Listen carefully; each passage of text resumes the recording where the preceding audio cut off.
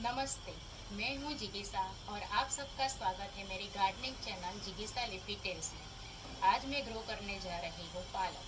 पालक एक super food है। उसमें विटामिन ए सबसे ज़्यादा मात्रा में होता है। विटामिन ए हमारी आई के हेल्थ के लिए बहुत अच्छा होता है। इससे विज़न इम्प्रूव होता है। पालक एक विंटर वेजिटेबल है, तो आप इसे लगा सकते हो सितंबर मंथ से लेकर जनवरी फरवरी तक। अभी लेट अगस्त चल रहा है, हमारे यहाँ बारिश कम हो गई है, तो मैं पालक ग्रो कर रही हूँ। यदि बारिश आएगी तो मैं अपने कंटेनर को टेरेस के नीचे, वो सोलर पैनल के शेड के नीचे रख दूंगी, जिससे डायरेक्ट बारिश के पानी से कंटेनर बच जाएगा। तो चलो लगाते हैं पालक। पालक को मैं ग्रो करने जा रही हूँ ऐसे बॉक्स में। यह थर्मोकोल का कंटेनर है। बॉक्स काफ़ी लंबा है, पर इसकी गहराई यानी डेप्थ बहुत ही कम है। ग्रीन लीफी वेजिटेबल ग्रो करने के लिए हमें ज़्यादा डीप कंटेनर की ज़रूरत नहीं होती। इस बॉक्स में मैंने पहले से इस तरह से साइड में होल बनाकर रखे हैं। इसको मैं अब कवर कर लूँगी पत्थर से, जिससे पानी डालते समय मिट्टी यहाँ से बह ना जाए। तो पहले मैं डालूँगी इस तरह पत्थर और अपने सारे होल को कवर कर लूँगी। अब मैं डालूँगी इसमें मेरे गार्डन की पुरानी सॉइल।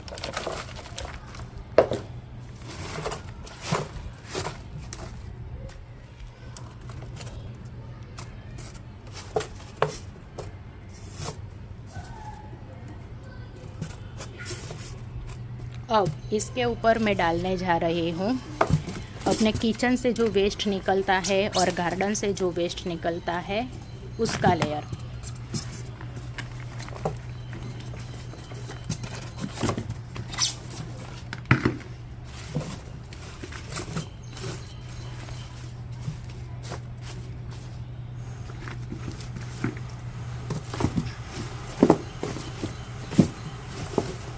ये मेरे गार्डन का वेस्ट है। 10-12 दिन से मैं इस बकेट में इकट्ठा कर रही हूँ, और इसका यूज़ आप कंपोस्ट बनाने में भी ले सकते हो और इस तरह से कंटेनर भरने में भी ले सकते हो। आपको वेस्ट अच्छी तरह से दबा दबा कर भरना है। तो इस तरह से मेरा ये जो कंटेनर है आधा फिल हो गया है।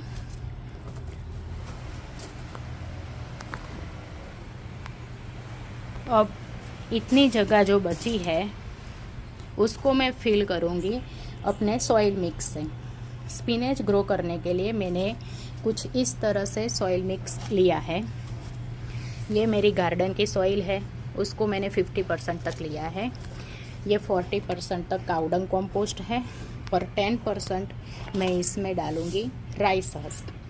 लीफी वेजिटेबल ग्रो करने के लिए नाइट्रोजन ज़्यादा चाहिए, इसलिए खाद में मैंने गोबर खाद ज़्यादा लिया है। नाइट्रोजन के लिए आप इस तरह से यूज़ की हुई चाय की पत्ती भी ले सकते हो, इसमें भी नाइट्रोजन ज़्यादा होता है। ग्रीन लीफी वेजिटेबल के हमें लीव्स खाने होते हैं और उसमें नाइट्रोजन ही ज़्यादा चाहिए।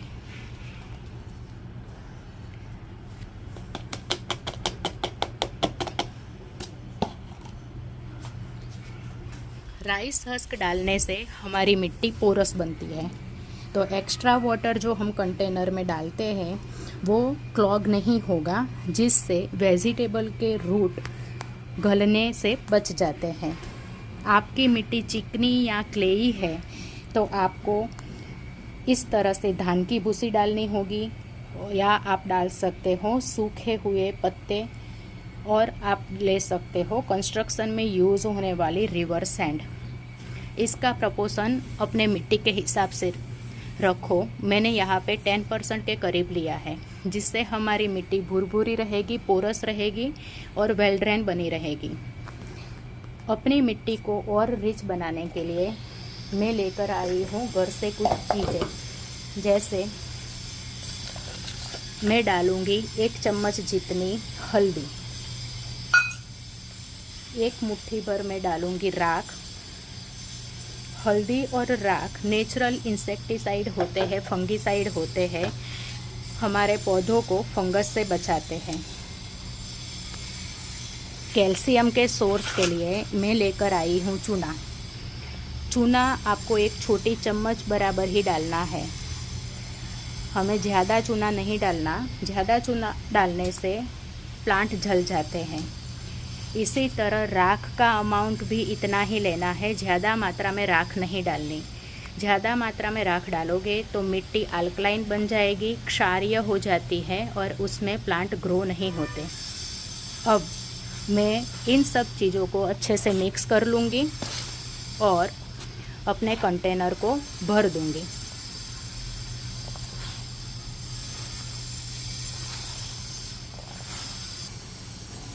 तो यहाँ पर मैंने सारी चीज़ें अच्छी तरह से मिक्स कर ली है। हमारा सॉइल मिक्सचर रेडी हो गया है। इस सॉइल मिक्सचर से अब मैं ये कंटेनर भर दूँगी।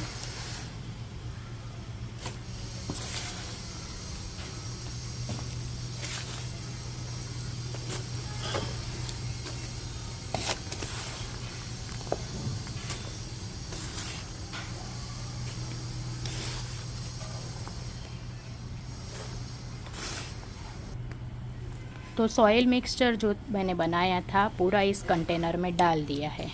इसके बाद मैं अच्छे से पानी दूंगी।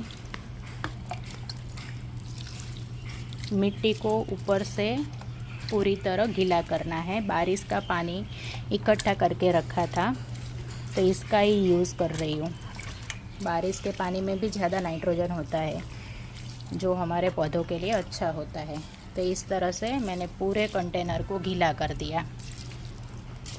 अब मैं लगाने जा रही हूँ पालक के सीड। ये रहे मेरे पालक के सीड। पालक के सीड को आप स्प्रिंकल करके लगा सकते हो, बाद में मिट्टी से कवर कर लो, या मेरी तरह ऐसा कोई स्टिक लेके थोड़े थोड़े डिस्टेंस पर होल बना दो। ज़्यादा डीप होल नहीं बनाने हैं, 5 से 6 mm के ही होल बनाने हैं। और बाद में इस होल में 1 से 2 सीड पालक के डाल दो, उसको ऊपर से मिट्टी से कवर कर लो। इस तरह से ग्रो करने का फ़ायदा ये है कि प्लांट के बीच का डिस्टेंस मेंटेन रहता है। यदि आप सीड स्प्रिंकल करके डालोगे तो आपके सीड भी ज़्यादा चाहिए और 2 प्लांट के बीच का डिस्टेंस कभी कम हो जाता है, पास पास में प्लांट ग्रो हो जाते हैं, तो आपको बाद में थिनिंग करनी पड़ती है अच्छे ग्रोथ के लिए। अब जो मैंने होल बनाए हैं उसमें मैं 1-2 सीड पालक के डाल रही हूँ।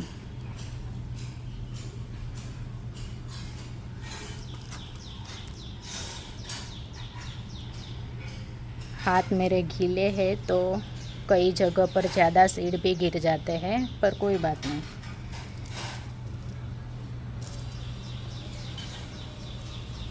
कई बार ऐसा भी होता है कि सब सीड जर्मिनेट नहीं होते। ये मेरे पुराने सीजन के सीड है। तो मैंने इस तरह से पालक के सीड को होल बना के डाल दिया है और आसपास की मिट्टी से अब मैं कवर कर लूँगी इस तरह से। सीड ऊपर नहीं रहना चाहिए और ज़्यादा डीप भी नहीं लगाना चाहिए। ज़्यादा डीप होगा तो उसका जर्मिनेशन ठीक से नहीं होगा और ऊपर की तरफ होगा तो वो सीड फिक्स नहीं रहेगा। आप जब पानी डालोगे तो वो सीड का पोजीशन चेंज होता रहेगा, उसके रूट अच्छे से ग्रोथ नहीं होंगे। जितना सीड होता है उससे 2 गुना आपको मिट्टी के अंदर दबाना है, इससे ज़्यादा नहीं। तो अब इस तरह से मैंने सारे सीड को इसी मिट्टी से कवर कर लिए। इस तरह से पालक के सीड ग्रो करने के बाद उसका जर्मिनेशन होता है 4 से 5 दिन के अंदर। पालक के सीड जल्दी जर्मिनेट हो जाते हैं और जर्मिनेशन के बाद पालक हमें हार्वेस्टिंग के लिए रेडी मिलती है 1 मंथ के अंदर। दूसरे वेजिटेबल के कंपेयर में पालक ग्रो करने का यही फ़ायदा है कि आपको 30 डेज़ में पालक हार्वेस्टिंग के लिए रेडी मिल जाएगी। दूसरों वेजिटेबल में टाइम लगता है, कई बार 1.5 महीने 2 महीने भी लग जाते हैं। तो पालक की हार्वेस्टिंग आपको जल्दी मिलती है।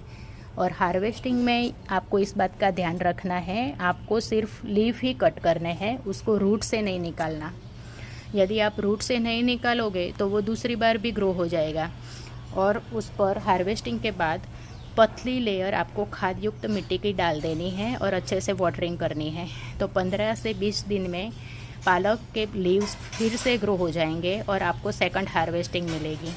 इस तरह लीफी वेजिटेबल का आप हार्वेस्टिंग करके 3 से 4 टाइम हार्वेस्ट ले सकते हो।